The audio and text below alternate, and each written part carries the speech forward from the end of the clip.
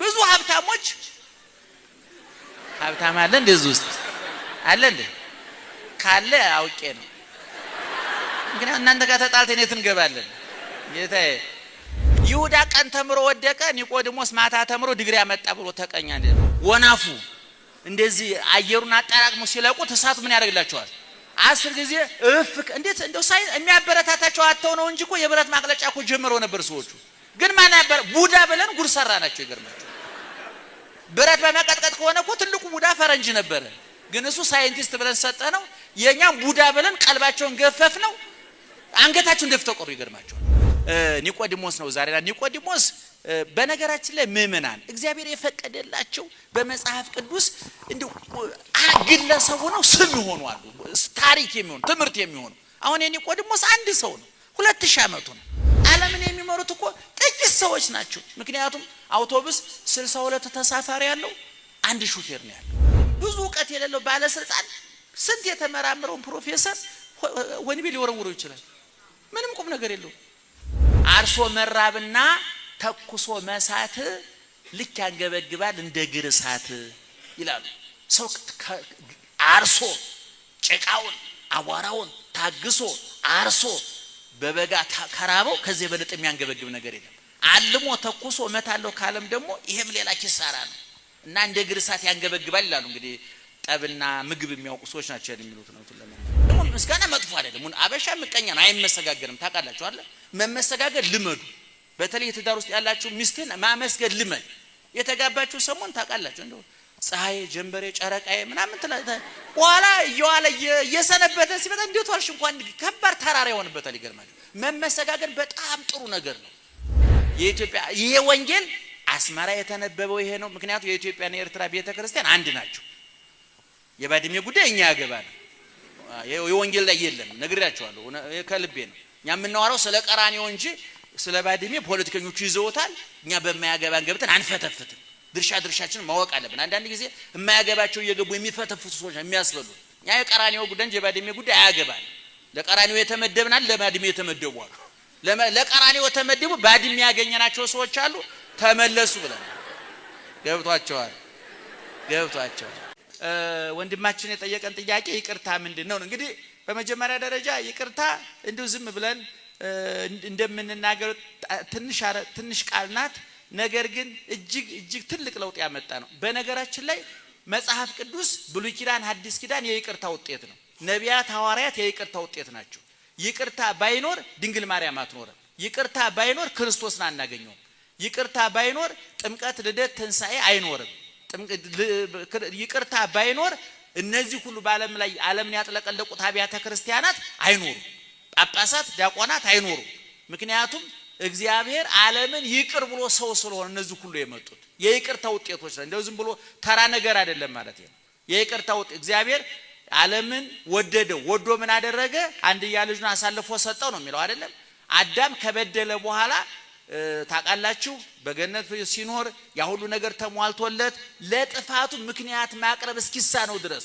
ይሄ ጎሎብኝ ነው የበለሱን ፍሬ የበላሁት ይሄና ጉልህብኝ ነው ይሄን ስላስቀረህብኝ ነው ብሎ ምክንያት አጥቶ እቁጥቋጦ ውስጥ የተወተፈው ምክንያት አጥቶ ነው እንደምታው ከዛ በኋላ አዳም ወደ አዳም ነው የአዳም የት ነው ያለኸው ብሎ ፍለጋ ሲመጣ ያን ጊዜ ነው ይቅርታ የተጀመረው ከዛ ጊዜ ጀምሮ እንግዲህ በሐዲስ ኪዳን ብሉይ ኪዳን ብትሉ ቅድም እንዳልኳችሁ እግዚአብሔር ነቢያትን የላከው እግዚአብሔር መጻሕፍት እንዲጻፉ ያደ በቸርነቱ ነው እነዚህ ሁሉ የቸርነቱ የንስሐ ውጤቶች ናቸውና እንግዲህ ከዛ ደግሞ ጠበብ አድርገን ስናየው ደግሞ በሐዲስ ኪዳን የነቢያቱን የብሉይ ኪዳኑን እንኳን ብንተወው በሐዲስ ኪዳን የመጀመሪያው ከክርስቶስ በፊት የመጀመሪያው መንገድ ጠራጊ ወንጌል ሰባኪ ዮሐንስ መጥምቅ ነው ሰማዕት ነው ታርዷል ካህን ነው አጥምቋል ነብይ ነው ከኔ በኋላ የሚመጣው ትልቅ ነው ብሎ ትንቢት ተናግሯል ብዙ ሐዋርያ ነው ሰብኳል እነዚህ ሁሉ ማዕረጋ ሹመቶች አሉት መጥምቀ መለኮት ዮሐንስ የስብከቱ መነሻ ንስሐ ግቡ ነው ንስሐ ካልገባችሁ ዛፍ መጥረቢያ ከዛፉ አጠገብ ተቀምጧል ዛፉ በጊዜ ንስሐ ካልገባ በመጥረቢያ ይቆረጣል መንሽ በእጁ ነው ስንዴውን ከገለባው ያበጥረዋል ስንዴውን ወደ ጎተራ ገለባውን ወደ እሳት ይጨምራል ስለዚህ ሳትቃጠሉ ሳትነዱ እናንተ የፉኝት ልጆች ተመለሱ ያለ የመጀመሪያው የንስሐ ሰባኪ ንስሐ ማለት ይቅርታ ማለት ስለሆነ ማለት ነው። ከዛ በኋላ ክርስቶስም ሲመጣ ያንኑ ያጸና ነሱስ መቀርበት ይት መንግስተ ሰማያት ቀርባለችና ንስሐ ግቡ ነው። እንግዲህ ይቅርታ ከአራት ወገኖች ጋራ ነው። ጠቡም ከአራት ወገኖች ጋራ ነው። ሰው እግዚአብሔር እንደተጣለው የሚታወቀው አራት ጥፋት ሲያጠፋ ነው። አንድ ራሱ ጋር ሲጣላ። ራሳችሁ ጋር ተጣልታችሁ ታውቃላችሁ? አታውቁም? ምን አባቱ ዛሬ ራሴ ማጥፋት አለብኝ ያላችሁበት ቀን የለም? እንደ ፈጣሪ ዛሬ ብትገልኝ ያላችሁበት ቀን የለም? እንደ እግዚአብሔር እንደናንተ አብሮ ቢያብድ እኮ እስካሁን እዛ ድረስ ዋናገኝም ነበር። ግን እግዚአብሔር አያብድም ከናንተ ጋር።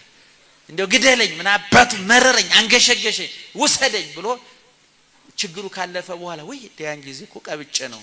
እግዚአብሔር ግን አልቀበጠም። ደግነቱ እንዳንተ ብድ ስለሆነ አላደረም። እና ሰው መጀመሪያ ከራሱ ጋር ይጣላል፣ ሁለተኛ ከሰው ጋር ይጣላል፣ ሶስተኛ ከፈጣሪው ጋር ይጣላል፣ አራተኛ ከተፈጥሮ ጋር ይጣላል። ሙቀቱ ያሰቃየዋል፣ ሙቀቱን ያማራል። አሁን አንዳንድ ሰው ታይታችሁ እንደሆነ ሙቀት ሲመጣ አንገሸገሸኝ፣ ብርድ ሲመጣ አንገሸገሸኝ፣ ቆላው አይስማማቸው፣ ደጋው አይስማማቸው፣ ወይና ደጋው አይስማማቸው፣ ወንዶ ገነትም ዳሎልም ሁሉም መከራ ነው እነሱ ሁሉ ለስቃይ ሁሉ ጊዜ ብሶት የሚቀና ምሬት የሚቀናቸው እንዲህ አይነት ሰዎች አሉ። ይሄ ከተፈጥሮ ጋር ሲጣላ ነው። ዛሬ አየሩ ሁሉ ተበክሏል፣ ኦዞን ተሸንቁሯል እያሉ ያወሩና እንግዲህ ፈረንጆች የቱ ጋር እንደተሸነቆረ የሚያውቁት እነሱ ናቸው።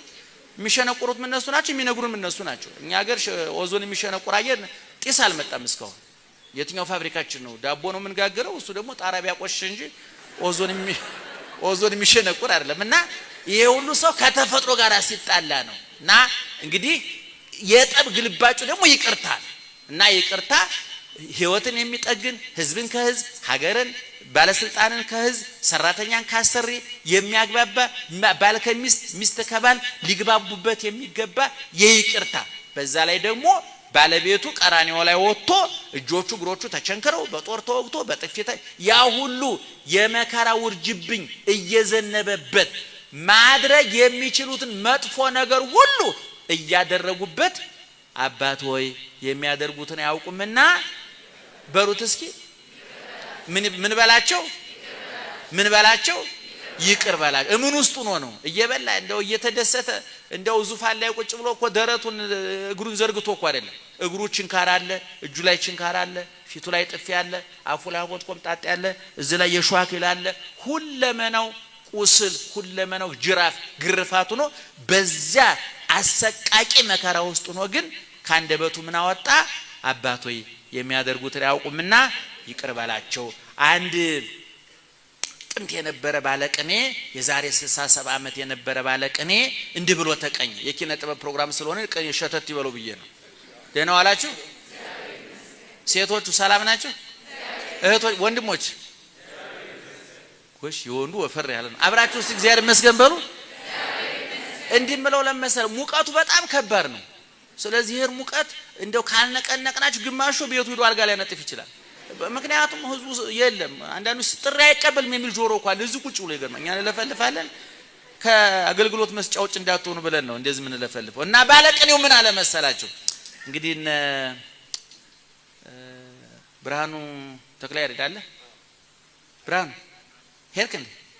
ወደዚህ ነው ከዚህ ወደዚህ ነው የመጣ ነው ማለት ነው። በጭንቅላይ እንደታውቃለህ እዛ ሆነ ወደዚህ የመጣ ነው መሰለኝ። ስዕል ልክ አይደለም ማለት ነው። እና ባለቅኔው ምን አለ መሰላችሁ? ይወለጠ ብነ ጣዕመ ርኅራኄከ ምረረ ልሳን ወአፍ ሐሞት ዘትበልኦ እስመ ለመሪር ሐሞት ጣዕመ ቃልከ አጥፍኦ አለ። መወድስ ነው 8 ቤት ነው። እኔ ሁለቷን ቤት ቆርጬ ነው የነገርኳችሁ። ምን ማለት መሰላችሁ? ይወለጠ ብነ ጣዕመ ርኅራኄከ ምረረ ልሳን ወአፍ ሐሞት ዘትበልኦ ጌታ ሆይ አፍን የሚያመር ጉረሮን የሚዋጥጥ ምላስን የሚያመር ሐሞት ኮምጣጤ የጠጣው ሐሞት ኮምጣጤ መራራ ነገር ያንተን የርኅራኄህን ጣፋጭነት አልለወጠብንም ማለት ነው። እስመ ለመሪር ሐሞት ጣዕመ ቃልከ አጥፎ መራራውን ሐሞት የሚጣፍጥ ቃልህ አጥፍቶታልና። አይሁድ ምን እየጋቱት ነበር ንገሩኝ? አፉ ላይ ምን እያደረጉ ነበር? ሐሞት ይጣፍጣል? ኮምጣጤ ይጣፍጣል? አይጣፍጥም። እነሱ ከላይ አፉ ላይ ሐሞት ይጨምቃሉ፣ እሱ ደግሞ ከውስጥ ምን ብሎ ይናገራል? አባት ሆይ የሚያደርጉትን ያውቁምና ይቅር በላቸው የነሱን መራራ ሐሞት በጣፋጭ ቃል ለወጠው ማለት ነው። አንዳንድ ጊዜ እህቶቻችን በትዳር ያላችሁ ባልዮ መጥቶ ምድር ቤት አይጸዳም እንደ ሲል የኔ ጌታ አጸደዋለሁ ካልሽ መራራ ጣፋጭ ነገር ደፋሽበት ማለት ታዲያ ዛንተ አሽከራ አንተ ገረዳለ እንደ ካልሽው ጦርነት ተከፈተ ማለት ነው። ያን ጊዜ ሚሳኤል ተወነጨፈ ማለት ነው። አለቀ በቃ ያ ትዳር ጦር ሜዳ ሆነ ማለት ነው። እንግዲህ ቦምብ ይፈነዳል፣ ፈንጂ ይፈነዳል፣ ወይስ ካልከው ድረስ ይቀጥላል። በቃ መራበሽ ነው። ከዛ በኋላ ቃል ይገላል፣ ቃል ያድናል። አያችሁ እመቤታችን እኮ እንደ ቃል ይደረግልኝ ብላ እኮ ዓለምን ለወጠችው። ትንሽ ቃል እኮ ናት። እስኪ በሏት እንደምን ይደረግልኝ እንደ ቃል ትንሽ ቃል አይደለች? እንደው እስቲ ልበላት እንደ ቃል ይደረግልኝ 10 ሰከንድ ትሞላለች። የ5500 ዘመን መከራ የተዘጋው በዚህ ቃል ነው። ያ ሁሉ የኃጢአት ዶፍ የቆመው በዚህ ቃል ነው። ሔዋን ደግሞ ሰይጣን መጥቶ እቺን በለስ ለምን አትበሉም ስትል ነው እንዴ የምድርና የሰማይ ንግስት ሆይ ደስ ይበልሽ ሲላት ኪዳነ ወልድ ክፍሌ ደስፈቅ አላት ብለዋል። አማርኛውን ከልብ የመነጨ ደስታ ደስፈቅ ይባላል። ደስታ ሁለት አይነት ነው አይደል? ከልብ የሚመነጭ አለ፣ ደግሞ እንደዚህ እንደ ደመና ፀሐይ ብልጭ ብሎ የሚጠፋ እዚህ ላይ ደስታ ውሸት የውሸት ደስታ ሰዎች ሲጠጡ ብልጭ ብሎ የሚጠፋ ደስታ አለ። እውነት ደስታ የመጣ የሚጋቱ ሰዎች አሉና ሔዋን በትንሽ ቃል ዓለምን አጨለመችው። ድንግል ማርያም ደግሞ እንደ ቃል ይደረግልኝ ስትል ዓለሙን ለወጠችው። ስለዚህ ይቅርታ የዚህን ያህል ኃይል አለው። ቅድም እንዳልኳችሁ መጽሐፍ ቅዱስ የምን ውጤት ነው ብያለሁ? የይቅርታ ራሱ ክርስቶስ ኢየሱስ ክርስቶስ የተገኘው ከምን የምን ውጤት ነው? የይቅርታ። ድንግል ማርያም የምን ውጤት ናት? የይቅርታ። ቅዳሴው፣ ውዳሴው፣ ማህሌቱ፣ ሰዓታቱ፣ ስጋው ደሙ፣ ንስሐው፣ ጥምቀቱ፣ ልጅነቱ ሁሉ የምን ውጤት ነው? የይቅርታ ውጤት ነው። ስለዚህ ይቅርታ እንደው ዝም ብለን አለባብሰን አጎዳድፈን የምናልፈው አይደለም። ምናልባት እንደው ትንሽ መጽሐፍ የማንበብ ፍላጎት ያላችሁ ሰዎች አረጋዊ መንፈሳዊ የሚባል በቤተክርስቲያናችን መጽሐፍ አለ። ቡሩኬ ታውቀዋለህ? ድርሳነ አረጋዊ ይባላልና ከአራቱ ጉባኤያችን አንዱ አራተኛው ጉባኤ በአራተኛው ጉባኤ ውስጥ ያለ አንዱ ክፍል ነውና በ29ኛው አንቀጽ ስለ ንስሐ በደንብ ስለ ይቅርታ በደንብ እንደው አፍርጦ ነው የጻፈው። እንደውም ንስሐ ይላል ከዲያብሎስ መንጋጋ ሰውን ማስነጠቂያ መንገድ ነው ይላል። ሰው መንጠቂያ ማስነጠቂያ ሰው ከአንበሳ መንጋጋ ማን ያወጣል ስጋ ይባል የለም? ከሰይጣን መንጋጋ ሰውን የምንነጥቅበት መንገድ ንስሐ ይቅርታ ይባላል። በስተቀኝ የተሰቀለው ወንበዴ አቤቱ በመንግስት ስትመጣ አስበኝ አጥፍቻለሁ ሲል ጌታ ወዲያው በዚህ ይቅርታ አማካኝነት ዛሬ ከኔ ጋራ ትሆነ ሰይጣን አፉን ከፍቶ ሲጠብቅ ከመንጋጋው ነጥቆ ገነት አስገባው። ሽቶ ይዛ የመጣችው ሴትዮ ሁሉ የይቅርታ ውጤትና ይቅርታ ቀላል ነገር አይደለም ለማለት ነው። ግሩ ነው። ቃለ ሕይወት ያሰማልን። አሁን ይሄ መራግብር የማይዶት መራግብር ነው። የሰባተኛው መራግብር ነው።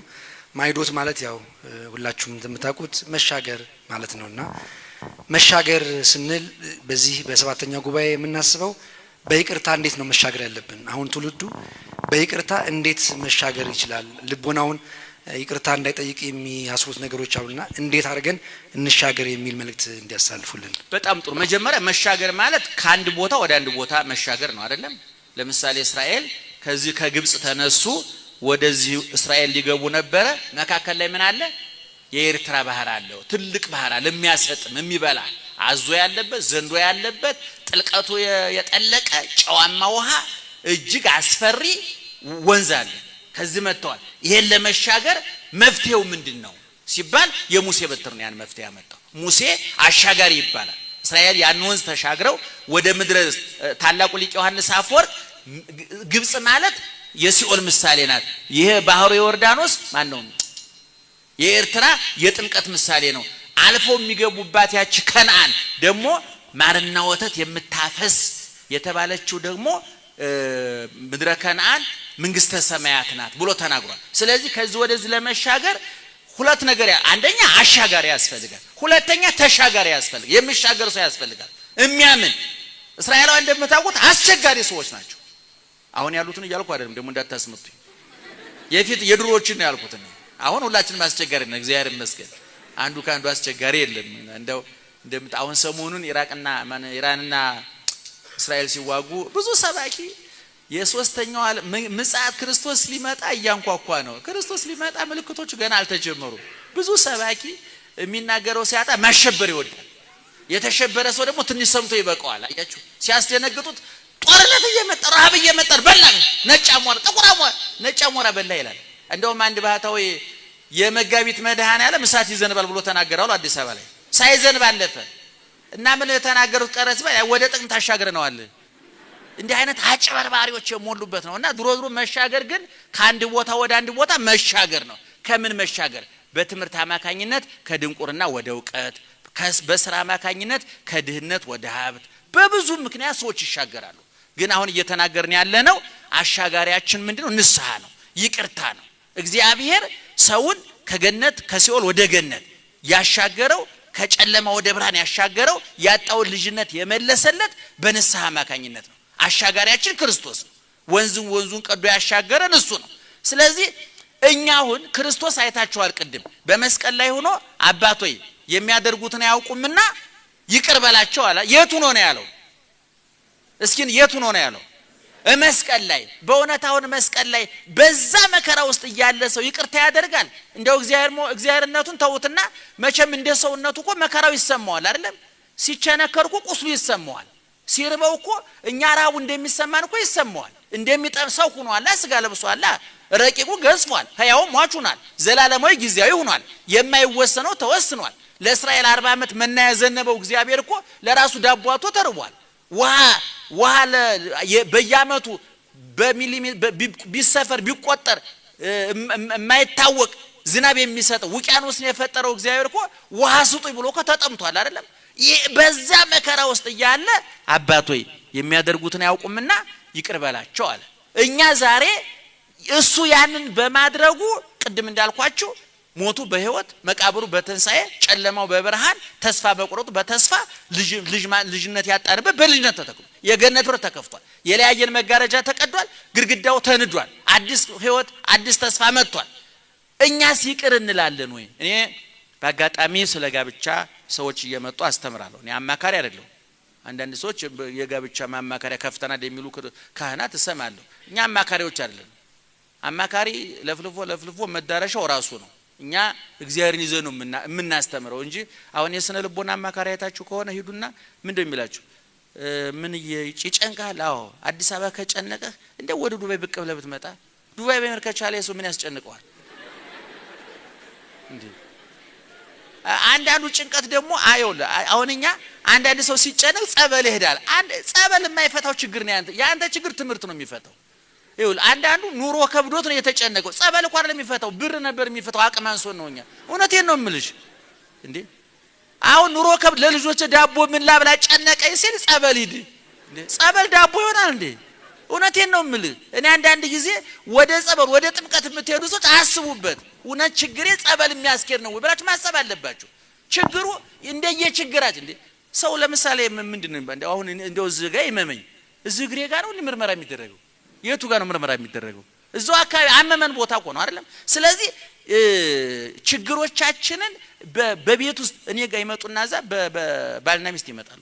እንግዲህ ግማሹ ልጅ ወለደ ሊሆን ይችላል፣ 20 ዓመት በትዳር የቆየ ሊሆን ይችላል። ስታስታርቋቸው እንግዲህ ክርስቲያኖች ናቸው።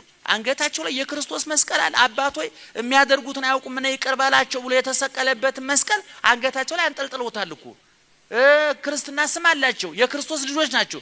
ነገር ግን ይቅር በሉ ለማለት እነሱ ያለው መከራ እሷ የበደለች በደል ከይቅርታ በላይ ነው ይላል። ምንድነው ከይቅርታ በላይ? ምናልባት እኮ ለምን ካልሲ ያልታጠበም እኮ ነው ይርማቸው። አንዳንዱ እኮ ስመጣ ምሳሌ ምን አልተዘጋጅም ሊሆን ይችላል እኮ። ወይም ደግሞ ወይ እሷም ቢሆን ወይ እሱ ሲገባ ሰላም አላለም ሊሆን እኮ። አንዳንዶቹ ምክንያቶች እኮ እንኳን ለመጣላት እንደው ለመኳረፍ እንኳን በነገራችን ላይ በትዳር ያሉ ችግሩ 3 አይነት ናቸው። አንዳንዱ ችግር እዛው ባልና ሚስቱ ተዋይተው የሚፈቱት፣ አንዳንዱ ችግር መካሪ ካህን የሚፈታው፣ አብዛኛው ግን ውይይት የሚፈታው ንግግር የሚፈታው እና ያ ሁሉ ትዳራችን የሚያሻግረው ምንድነው ማለት በዚህ ሐሳብ መሰረት ይቅርታ ነው ማለት ነው። ህዝብን ከመንግስት ጋር የሚያገናኘው እንግዲህ ይቅርታ ነው ማለት ነው። ሲበድሉ ባለስልጣን አጥፍቶ ከሆነ አጥፍቻለሁ፣ ተሳስቻለሁ፣ ይቅር በሉኝ። ህዝብ ማጥፍቶ ከሆነ ተሳስተናል፣ ይሄን ባለመስማታ ይቅር በለን ሊል ይችላል እኮ። አይታችኋል። በአሜሪካ እኮ በዚህ በሰለጠነው ዓለም እኔ አስታውሳለሁ የጀርመኑ የመከላከያ ሚኒስትር ቡርኬ ሰምተ ከሆነ ከዩኒቨርሲቲ በዶክተሬት ተመርቆ ለካ ያቀረበው ምንድነው የሚባለው መመረቂያው እስቲ ክርስትና ስሙን ንገሩኝ እሱ አሁን ያልከው እና እሱ ለካ ኮርጆ ነው ተነቃበት በኋላ እኔ ይሄን ስህተት ፈጽሜ የታላቁን ጀርመን ጦር ለመምራት በቂ አይደለሁም ብሎ ተሰናበት ምክንያቱም አውሮፓ ከስልጣን ለመልቀቅ ብዙ ችግር የለም አፍሪካ እንደምታውቁት አንድ ሰው ስልጣኑን አጣመ ትሪውን ጭምር ነው የሚነጠቀው ይርበዋል ምን ይበላል አውሮፓ ግን ብዙዎቹ ስልጣን ላይ የሚወጡት አሜሪካ አይታችሁ እንደሆነ ትራምፕ እኮ የዋይት ሃውስ ደሞዝ አልወስድ ምን ቢብለው እንደው ለፊርማ ያህል እንኳን ትንሽ ወሰዱልን ተብሎ ተለምነው ነው አይያችሁ ስለዚህ ነው የአፍሪካ ባለስልጣኖች ሶስት ነው ከስልጣን ከወረዱ ወይ ይሰደዳሉ ወይ ይታሰሩ ወይ ይሞታሉ ይባላል እና ርሱ ምንድነው ይቅርታ ይሄን ሁሉ ያስቀራል ነው እየሰማችሁ ነው ይቅርታ መንግስትን ከህዝብ ያገናኛል ካጠፋ ባለስልጣን ይቅርታ ይጠይቃል ካጠፋ ህዝብ ራሱ አጥፍቻለሁ ብሎ ይቅርታ ይጠይቃል ባል ይጠይቃል ሚስት ትጠይቃለች አሰሪ ከሰራተኛ በይቅርታ ማካኝነት የጎደለው ይሞላል የተጣመመው ይቃናል የፈረሰው ይታደሳል የደፈረሰው ይጠራል በምን አማካኝነት በይቅርታ ስለዚህ እኔ አሁን ማማቱ መተው ቆም ብላችሁ መገምገም ያለባችሁ የይቅርታ ልብ አለኝ ወይ አንዳንዱ ምን ብሎ ይመጣል እንደው ይገርማል ሰው ጋር ተጣልቼ ነበር ይቅርታ ባብያለሁኝ ይቅርታ ንስሐም ገብቼበታል ግን እንደው ከልቤ ሊጠፋልኝ አልቻለም እንዴት አይነት መርዘኝነት ነው ወነውቱን ለመናገር አንተ እግዚአብሔር ከበደልከው በላይ ወንድም አንተን በድሏል እዚህ ማቴዎስ ወንጌል ላይ በጣም ይቅርታ አንድ ምሳሌ ልናገር መጨረሻችን ሊሆን ይችላል ግድ የለም ማቴዎስ ወንጌል ላይ በምዕራፍ 18 ከቁጥር 23 ጀምሮ ቤታችሁ አንቡት ይታያችኋል ስንት ናቸው አቤት ይሄኛው ፍጹም ሀብታም ሰውዬ ነው ይሄኛው ሚሊዮነር ነው ማን ነው ከዚህኛው ሰውዬ 1 ሚሊዮን ብር ተበድሯል ይሄኛው ሰውዬ ደግሞ ከዚህኛው 100 ብር ተበድሯል ሰምታችሁኛል ይሄኛው ምንድነው አቤት ለዚህ ስንት አበደረው 1 ሚሊዮን ብር ይሄኛው ደግሞ ለዚህ ስንት አበደረው የቱ ይበልጣል ተበዳሪዎቹ ስንት ናቸው አበዳሪ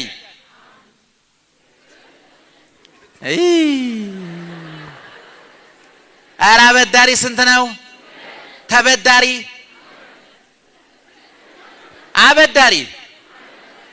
አበዳሪ አረ ጎበዝታው እየተሰማማ ይሄ ምንድነው ለማን ስንት ብር ይሄስ ለዚህ አቤት 100 ብር ስለዚህ ስንት አበዳሪ ያለ አቤት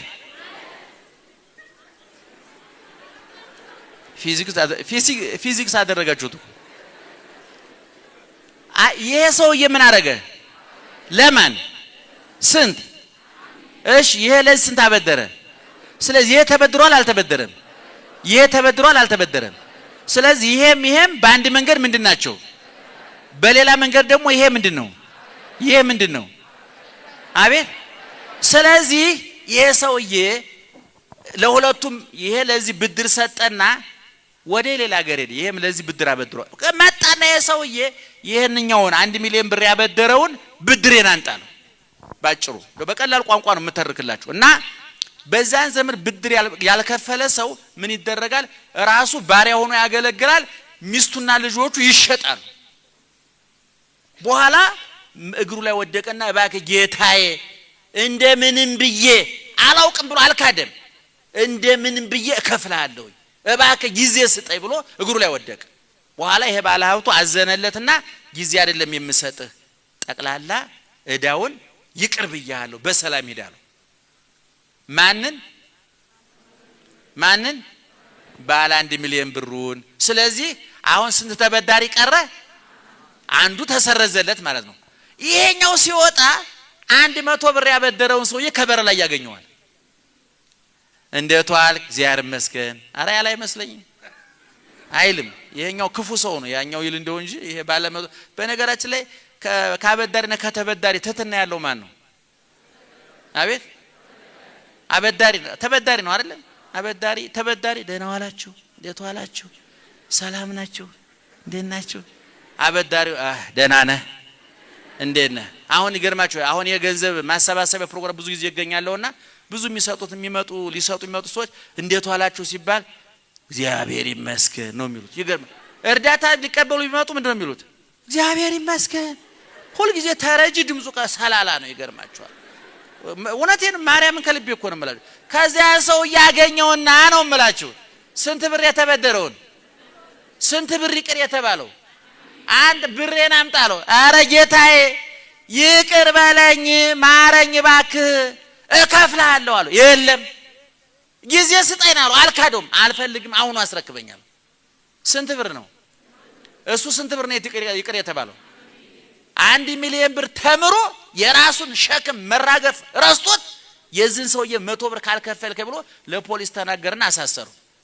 በኋላ ይሄን የታዘቡ ሰዎች ለዛኛው ለመጀመሪያው ለዚህ ለባለ ሀብቱ ሄደው ነገሩበት። እንደው አቃጠሩበት በሉት እንግዲህ መቼም አረ ይገርምሃል ያኳ 1 ሚሊዮን ብር ይቅር ያልከው ሰውዬ 100 ብር ተበዳሪ ነበረው ይሄው ክፈለኝ ብሎ እምቢ ቢለው ወደ እስር ቤት አስወረወረው ብሎ ነገሩት። ይሄኛው ሰው ተቆጣ፣ ተናደደ። ጥሩት አለ። አንተ ስንት ብር ነው ይቅር ያልኩህ? ይሄን ያህል ብር። አንተ ስንት ብር ነው ይቅር ማለት ያቃተ? 100 ብር። እንዳውም ሐሳቤን ሰርጃለሁ፣ ቀንም አልሰጥም፣ ብሬን አሁን አንጣለሁ። አያችሁ፣ ይሄ ክርስቶስ የሰጠው ምሳሌ ነው።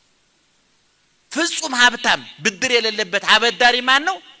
እግዚአብሔር ነው። እግዚአብሔር ይሰጣል እንጂ አይቀበልም። ይሄ እንደው በእውነቱ በቅዳሴ ላይም ባእል ዘኢይሌቅህዎ የማያበድሩት ሀብታም እግዚእ ዘኢይሰይምዎ የማይሾሙት ባለስልጣን ማን ነው? እግዚአብሔር ነው። አሁን እኛ እግዚአብሔርን የበደልነው በደል 1 ሚሊዮን ብር ማለት ነው። ሰዎች አንተን የበደሉ በደል ግን ባለ ስንት ነው? 100 ሚስት አንተ እግዚአብሔርን ከበደልከው በደልና ሚስት አንተን ከበደለች በደል የቱ ይበልጣል? የቱ ይበልጣል? እኛ የበደልነው አይበልጥም? በደላችንን ምን በለን? ይቅር በለን። እኛም አቤት እቺኛዋ እኮ ስጣፍጥ ያው በደላችን ይቅር በለን የምትለውን ጮክ በየሞቅ አርጌ ነው የምላት። ቀጥላ ያለችው እንደው አንገቴ እንደፍቼ ነው የምላት። እኛም የበደሉንን ይቅር ምክንያቱም ይቅር በለን አናቀማ። እቤት ምስቱን እኮ አናዱ አቃጥሎ መጥቶ ነው ቤተክርስቲያን የሚሳለመው። እኔ እንደ አይነቱን ደግሞ ተሳላሚ ሲሆን ተላታሚ ነው የምለው። ይገርማቸው የሚላተሙና የሚሳለሙ ይለያያሉ። ቤቱ ተንኮል ሰርቶ የሚመጣ ሲሳለም እኔ ተላተመ ነው የምለው። ቤቱ ምክንያቱም ሚስቱን አስለቅሷላ፣ ቢሮ ባለ ጉዳይ አጉላልቷላ፣ በንግዱ ደንበኛውን አንገላቷላ፣ በሽተኛውን ያንገላታ ዶክተር፣ ሸማቹን ያንገላታ ነጋዴ፣ ቢሮ ባለ ጉዳዩን ያንገላታ የቢሮ ሰራተኛ፣ ተሳፋሪውን ያንገላታ ሹፌር፣ ምምኑን ያንገላታ ካህን መቶ ተሳለመ ተላተመ ነው የሚባለው። ስለዚህ በደላችን ይቅር በለን ብሎ እኛም የበደሉን ይቅር በለን ካልመጣን ተሳላሚዎች ሳይሆን ምንድነው ምን ሆነው? ተላታሚዎች ነው ምን ሆነውና ይቅርታ በጣም በጣም በጣም አስፈላጊ ነው። ተለማመዱ። ይቅርታ ደግሞ በልምምድ ይመጣል። በልምምድ ለምሳሌ ቁጡ ከሆናችሁ በልምምድ እስኪ እግዚአብሔር ይሄን ያህል ይቅር አለኝ እንዴት ይቅር ማለት አቃተኝ? ከልባችሁ ታጠቡ። አባቶቻችን ቋንቋ አላቸው አይደለም? ከታጠቡ እስከ ክንድ ይቅር ካሉ ከሆድ ይባላል። ልብ መንጻት ልብ መታጠብ አለበት። እንደውም አሁን ያጠኑ አንዳንድ ጽሁፎች ስመለከት የቂም በቀል ጥላቻ ለካንሰር በሽታ ያጋልጣል ተብሏል። ዮሐንስ አፈወርቅም ይታመካነ በውስጤትከ ይታመካነ ለቂም በውስጤትከ ውስጤትን ለውስጥህን ለቂም ቦታ አትስጠው፣ አጽዳው፣ ውስጥህን ጥረገው፣ ንጹህ ልብ ስጠኝ ያለው ቅዱስ ዳዊት ደም የሚረጭ ደም የሚያሰራጭ ማለት አይደለም፣ ከቂም ከበቀል የነጻ ማለት ነውና ይቅርታ የኛ ያህል ቦታ አለው። እግዚአብሔር ይስጥልን። ይበቃናል አይደል? ስለ ይቅርታ በሚገባ ነግረውናል። በይበልጥ ደግሞ ትውልዱ የይቅርታ ሰው እንዲሆን እርሳቸውም እንደነገሩን የይቅርታ ልብ የሚባል ነገር አለ። ይሄን ልብ ለባለስልጣናቱም ለህዝቡም ለባለጸጎችም ለድሃውም ለሁላችንም ለሴቱ ለወንዱም እግዚአብሔር አምላካችን የይቅርታ ልብ ያድለን። አሜን በሉ እንጂ። ዛሬ ኒቆዲሞስ ነው። ጥቂት ስለ ኒቆዲሞስ መምህራችን ይንገሩን። አንድ ተማሪ ምን አለ መሰላችሁ? እኛ ግቢ ይሁዳን ታውቁታላችሁ አይደል? የማታ ተማሪ ነው ለክርስቶስ፣ የቀን ተማሪ ነው። ንገሩኝ እንጂ። አቤት ይሁዳ ከስንቱ ሐዋርያት አንዱ ነው። ሐዋርያት የማታ ናቸው የቀን ተማሪ ናቸው? የቀን በሏቸው ግድ የለም። እስቲ ኒቆዲሞስስ የማታ በዘመናዊ ትምህርት ከቀን ተማሪና ከማታ ተማሪ ለውጤት የቀረበው ማን ነው? አቤት ይሁዳ ቀን ተምሮ ወደቀ፣ ኒቆዲሞስ ማታ ተምሮ ዲግሪ ያመጣ ብሎ ተቀኛ። እንዴ በቅኔው በነገራችሁ ብዙ ስለማሰሙኝ ነውና የማታ ተማሪ ኒቆዲሞስ ለዲግሪ ሲያልፍ የቀን ተማሪ ኒቆዲሞስ ማን ነው? ይሁዳ ከረጭት ተሸክሞ ቀረ። ይሁዳ 3 ዓመት ከ3 ወር በሙሉ ክርስቶስ ተከትሎ ከረጭት ተሸክሞ ሲንገታገት እብሩ ጋር ልቡ ቀልጦ ቀረ። እንደውም ዮሐንስ አፈወርቅ ያቺ ሽቶ ይዛ የመጣችው ሴትዮ የስንት ብር ሽቶ ይዛ መጣች? የ300 ብር። እሷ በ300 ብር ኃጢያቷን ስታራግፍ ወዳው ይሁዳ ተከታትሎ በ30 ብር ገዝቶት ሄደ አለ ዮሐንስ አፈወርቅ። እንደ ወደ አማርኛ ሳጠጋጋው ነው እሱ ያለው። እንደዚህ ወይ ይጠጋጋል መቼ ዝምድ ትርጉምና ወርስ ትርጉም ይባላል አይደል? በዚህ በእንትኑ ያውቁታል የሚያውቁትና ኒቆዲሞስ ነው ዛሬና ኒቆዲሞስ በነገራችን ላይ ምእመናን እግዚአብሔር የፈቀደላቸው በመጽሐፍ ቅዱስ እንዴ ግለሰቡ ነው ስም ይሆኑ አሉ፣ ታሪክ የሚሆኑ ትምህርት የሚሆኑ። አሁን የኒቆዲሞስ አንድ ሰው ነው፣ 2000 ዓመቱ ነው እና አሁን በዓለም ውስጥ እኮ 7 ቢሊዮን ህዝብ አለ አይደለም? ከዛ ውስጥ እኮ መድረክ የሚያውቃቸው፣ ሃይማኖት የሚያውቃቸው፣ ፖለቲካው የሚያውቃቸው፣ ኢኮኖሚን የሚመሩ፣ ሃይማኖትን የሚመሩ፣ ዓለምን የሚመሩት እኮ ጥቂት ሰዎች ናቸው። ምክንያቱም አውቶቡስ 62 ተሳፋሪ ያለው አንድ ሹፌር ነው ያለው። በፖለቲካውም ውስጥ ጥቂት ሹፌሮች አሉ፣ ሚሊዮን ደግሞ ሳያውቁ የተሳፈሩ አሉ። ውረዱ ሲባሉ የሚወርዱ፣ ለሻይ ሰዓት ነው ሲባሉ የሚወርዱ፣ ግቡ ሲባሉ መኪናው ገደል ሲገባ ሹፌሩን ተከትሎ ገደል የሚገቡ ህዝብ። ተሳፋሪ ሁሉ ጊዜ ሹፌር ተከትሎ ገደል መግባት ነው ስራው። ተሳፋሪ ቢንጫጫ መኪና ይገለብጣል? አይገለብጥም። ሹፌር ግን ለሰከንድ ቢያንቀላፋ መኪናው ገደል ገባ። ስለዚህ እንደ ኒቆዲሞስ አይነት እንደ መጻጉዕ አይነት እንደ ሳምራዊት እንደው ክርስቶስን ፊት ለፊት ለማናገር እድል የገጠማቸው ሰዎች አሉ። ታሪክ የፈቀደና ኒቆዲሞስ ማለት በሶስት ነገር የታወቀ ሀብታም ነው፣ ባለስልጣን ነው፣ አዋቂ ነው። ዕውቀት፣ ሀብትና ስልጣን አንድ ሰው ላይ በዓለም ላይ ተገናኝቶ አያውቁ በፍጹም። ሀብታም ከሆነ መሀይም ሊሆን ይችላል። ብዙ ሀብታሞች ሀብታም አለ እንደዚህ ውስጥ አለ እንዴ? ካለ አውቄ ነው። ምክንያቱም እናንተ ጋር ተጣልተን የት እንገባለን? ጌታዬ ሀብትና ስልጣን ሀብት ስልጣን ልብ አድርጉ። ሀብት ስልጣን ዕውቀት አንድ ቦታ ይገኛሉ? አይገኙም። አንድ ብዙ ዕውቀት የሌለው ባለስልጣን ስንት የተመራመረውን ፕሮፌሰር ወንቤ ሊወረውረው ይችላል። ምንም ቁም ነገር የለው። አንድን ሀብታም አንድ ባለስልጣን ሊያስረው ይችላል። አንድ ሀብታም አንዱን ባለስልጣን በገንዘብ ሊያታለው ይችላል። ሶስቱ ነገሮች አንድ ቦታ ነው። ሶቅራጥስ ብሏል ይባላል። ስልጣን ዕውቀት አግኝቶ ስልጣን ማጣት እንደ ግርሳት ያንገበግባል። ይሄ እንደው አበሻ ነው የጻፈው ይመስለኛል እንጂ ሶቅራጥስ ዳይር ሆነቱን ለመናገር እንደ ገበሬ ደግሞ ምን አለ? አርሶ መራብና ተኩሶ መሳት ልክ ያንገበግባል እንደ ግርሳት ይላሉ።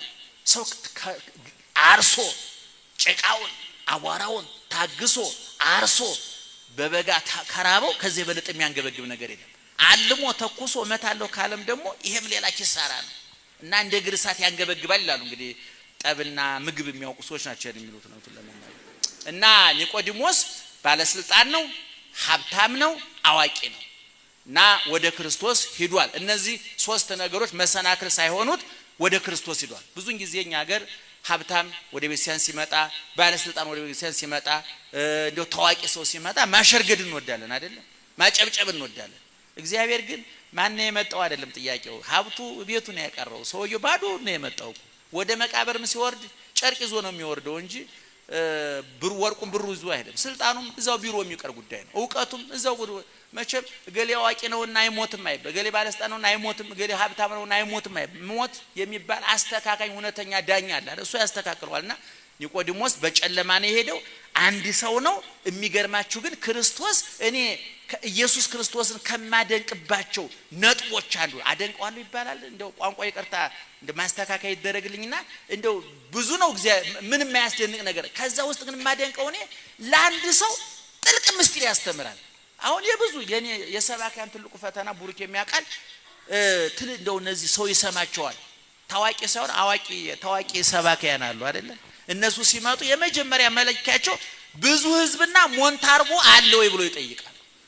ምክንያቱም መንፈስ ቅዱስም ካረዳ ሞንታርቦም ካረዳ ባዶውን ይቀርደ ሰውየው ከሁለቱም እንዴት መንፈስ እንደማይረዳ ይታወቃል አይደል?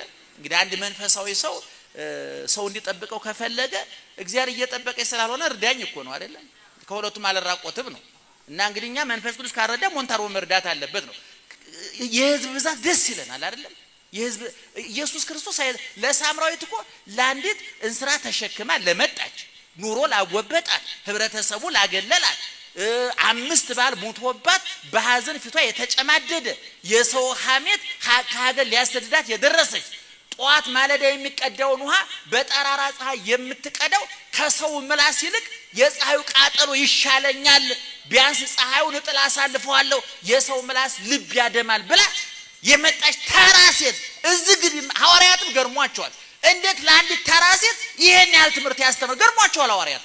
ለዚህ ተራ ሴት ያስተማረው ትምህርት ግን ምስጢረ ስጋዌ ነው። ቀላል ትምህርት አይደለም። ምክንያቱም በፖለቲካ 1 ሰውና 10 ሰው አንድ አይደለም። በንግድ 1 ሰውና 10 ሰው አንድ። ለምሳሌ ብሩኬ ሱቅ ቢኖረውና 1 ሰው ቢገዛውና 10 ሰው ቢገዛው ውጤቱ እኩል ነው? በፖለቲካ 10 ሰው ቢደግፍና 1 ሰው ቢደግፍ እኩል ነው? ስቴዲዮም 1 ሰው ቢገባና 10 ሰው ቢገባ እኩል ነው? አይደለም። በሃይማኖት ግን 1 ሰው 1 ሚሊዮን ነው፣ 1 ሚሊዮን 1 ሰው። እግዚአብሔር ለሁሉ እኩል እና ለኒቆዲሞስ ያስተማረው ትምህርት የረቀቀ የጠለቀ ምስጢረ ጥምቀት ነው። ምናልባት ብዙዎቻችሁ እንደው ክርስትና ቤት ገብታችሁ የምታውቁ ከሆነ ክርስትና ስንነሳ የሚነበብልን ወንጌል ምን ይሄ ወንጌል ነው አይደል? የሚነበብ ታስታውሳላችሁ? ካህናቱ የምናነበው ወንጌል የዮሐንስ ወንጌል ምዕራፍ 3 ይሄ ነው የምናነበው። ከዋና ከመንፈስ ያልተወለደ ወደ እግዚአብሔር መንግስት አይገባም የሚለውን ለኒቆዲሞስ የሰጠውን የረቀቀ ምስጢረ ጥምቀት ያስተምር ለአንድ ሰው ነው። እንዴት እግዚአብሔር ምክንያቱም እግዚአብሔር ነገን ስለሚያውቅ በኒቆዲሞስ በኩል ለማን እየነገረ ነው? ለአንተ ለኔ እየነገረ ነው። ለሐዋርያት ለ12 ሰዎች የረቀቀ ጉዳይ የሚነግራቸው ለምንድን ነው? በእነሱ በኩል ለዓለም እንደሚዳረስ ስለሚያውቀው ነው።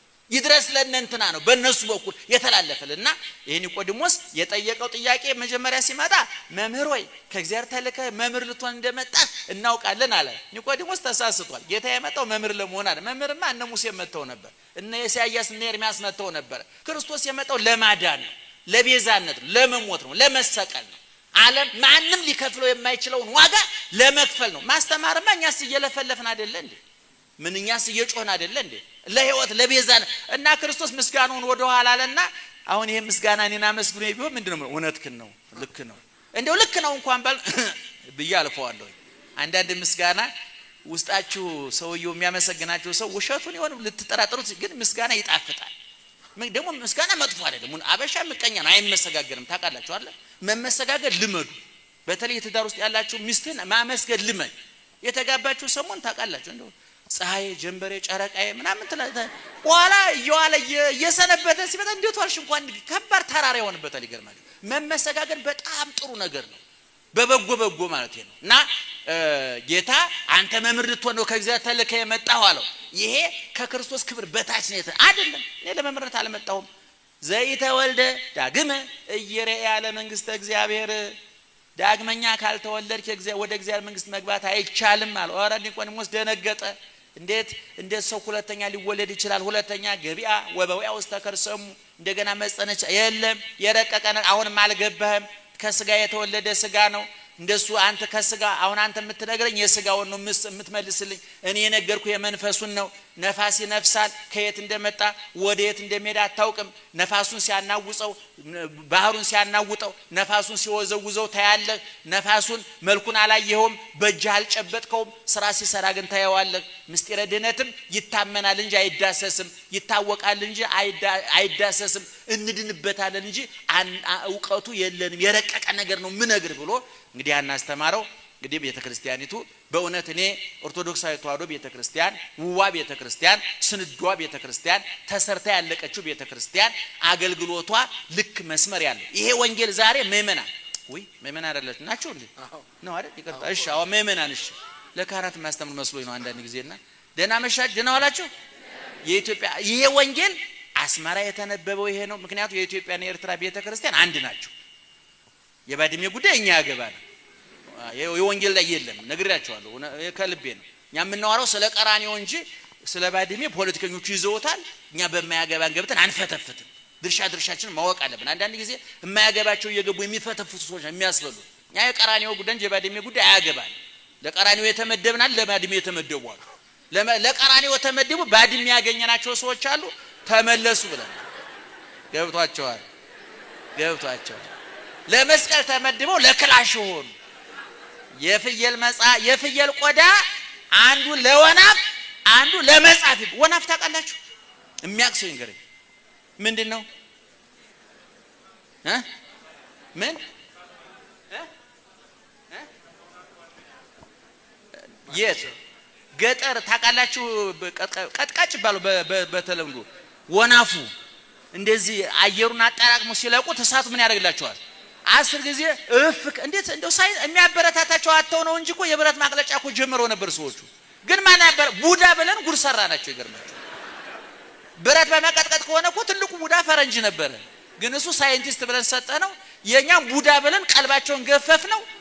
አንገታቸውን ደፍተው ቀሩ። ይገርማቸዋል። እና የፍየል ቆዳ አንዱ ወናፉ ነው፣ አቧራ አመድ ላይ ይወርቃል። አንዱ ደግሞ ተፍቆ ተአምረ ማርያም፣ ገድላተ ቅዱሳን፣ ድርሳነ ቅዱሳን፣ ወንጌል ተጽፎበት እዛ ይቀመጣል። እና አንዳንዶቻችን ካህናት እንደ ወናፍ አመዳሞች አለን፣ እንደ ብራና ቀለማሞች አለን። እና ሁሉም ምድብ አለው። እንደየምድባችን ብንሰራ ጥሩ ነው። እና አንተዬ ይበቃል። ደህና ዋሉ። ሳይው እየረዘመ እሺ መጋቢያ